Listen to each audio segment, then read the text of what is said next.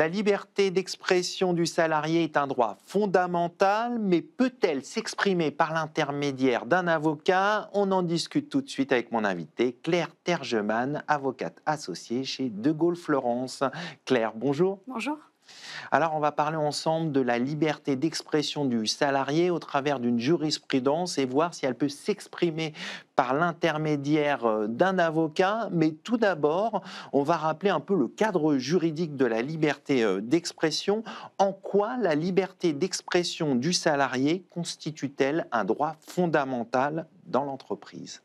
Alors, en fait, le salarié jouit dans l'entreprise et hors de l'entreprise donc de la liberté d'expression. Comme vous venez de le rappeler, cette liberté d'expression est un droit fondamental qui va permettre aux salariés d'exprimer ses opinions ou bien voilà, de partager ses impressions sur l'organisation, le fonctionnement de l'entreprise. Néanmoins, ces propos ne doivent pas caractériser un abus. Et faute de cela, l'employeur pourrait licencier un salarié en cas de propos qui seraient abusifs. Alors, comment est-ce que la jurisprudence caractérise cette notion d'abus? Eh bien, il y a plusieurs indices. Il faut tout d'abord regarder le contenu de ces propos, le contexte également dans lequel les propos ont pu être tenus par le salarié, également la publicité que le salarié va faire de ces propos. Et puis, finalement, la jurisprudence aussi peut tenir compte aussi de l'activité de l'entreprise et bien évidemment des fonctions du salarié. Concrètement, vous avez des exemples pour illustrer un peu ces limites à la liberté d'expression? Alors, par exemple, il y a une jurisprudence, il y a quelque temps, qui a indiqué que, par exemple, un employeur ne pouvait pas imposer aux salariés de tenir une position publique sur ses opinions dans l'entreprise et que, surtout, ça ne pouvait pas constituer une faute, donc un licenciement. Et dans le cadre de cette décision, la Cour de cassation a sanctionné l'employeur, a considéré qu'il y avait une atteinte ici à la liberté d'expression.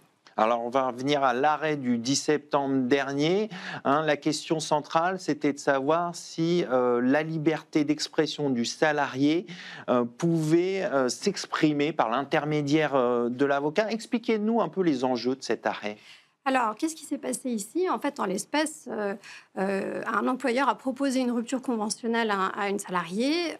Cette salariée a voulu contester sa rupture conventionnelle, sauf qu'elle l'a fait par l'intermédiaire de son avocat, qui a adressé une lettre pour contester la façon dont se sont déroulés les entretiens, considérant que les entretiens étaient brutaux et vexatoires. Et puis, peu de temps après, finalement, l'employeur a licencié la salariée pour insuffisance professionnelle. Eh bien, la question centrale ici, c'était de savoir finalement, est-ce que la liberté d'expression doit être dénoncée par le salarié personnellement, ou bien est-ce que elle peut être transmise finalement par l'intermédiaire d'un tiers, et ici en l'espèce par le biais d'une lettre d'avocat. Et voilà, qui peut se prévaloir finalement de sa liberté d'expression? Alors concrètement, qu'est-ce qui est décidé dans cette décision? Alors, dans un premier temps, la Cour d'appel a donné raison à la salariée, considérant en effet qu'il y avait une atteinte à sa liberté d'expression, parce qu'elle a pris en considération la chronologie des faits, finalement, les événements, la façon dont sont déroulés les faits, et a donné raison à la salariée.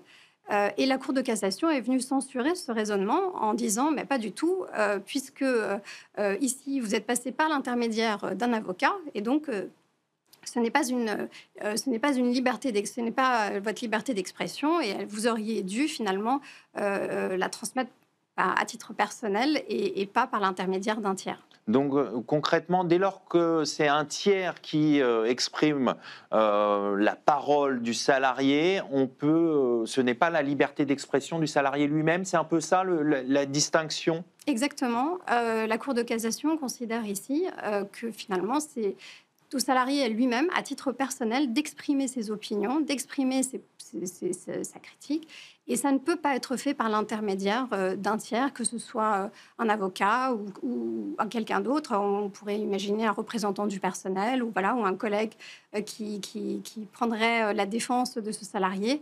Eh bien, la Cour de cassation ici considère que ça n'est pas une atteinte à sa liberté d'expression. Est-ce que malgré tout, le salarié peut lui-même user de sa liberté d'expression dans un contexte de rupture conventionnelle ou de licenciement? Alors oui, si c'est à titre personnel, si c'est lui directement qui exprime ses opinions et qui conteste finalement la décision de l'employeur, eh bien ici, en tout cas depuis cette décision de la Cour de cassation, on peut considérer que c'est tout à fait possible de pouvoir procéder à cette contestation. Donc là, en l'espèce, il aurait dû lui-même prendre la plume Exactement, plutôt que de faire cette lettre par son avocat. exactement, tout à fait.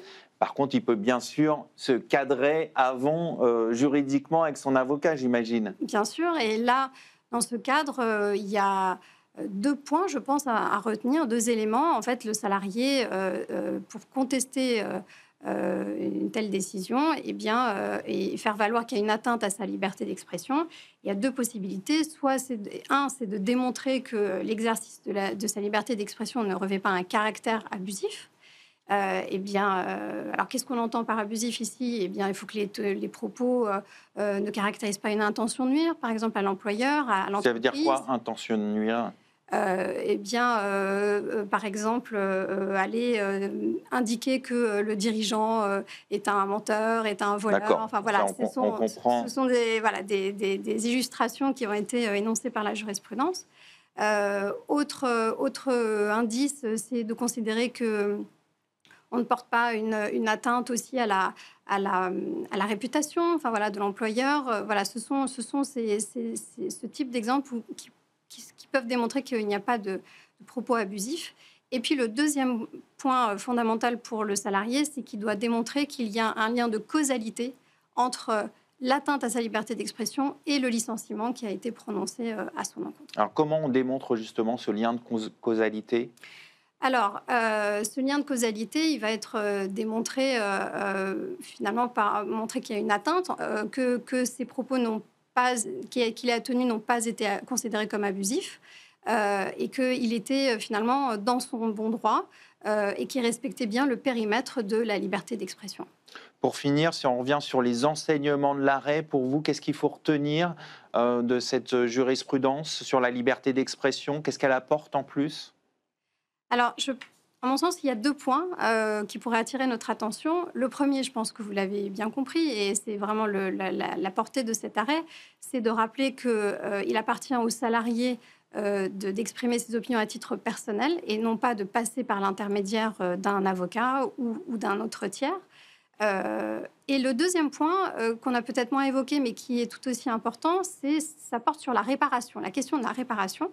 Ici, la Cour de cassation a considéré que le salarié n'avait pas, que le licenciement n'avait pas été vexatoire et brutal, et donc le salarié n'avait pas la possibilité d'obtenir des dommages-intérêts sur le fondement de l'atteinte à la liberté d'expression, et que dès lors que le salarié n'est pas en mesure de démontrer un comportement fautif de l'employeur est distinct finalement du licenciement, il ne peut pas percevoir des dommages-intérêts.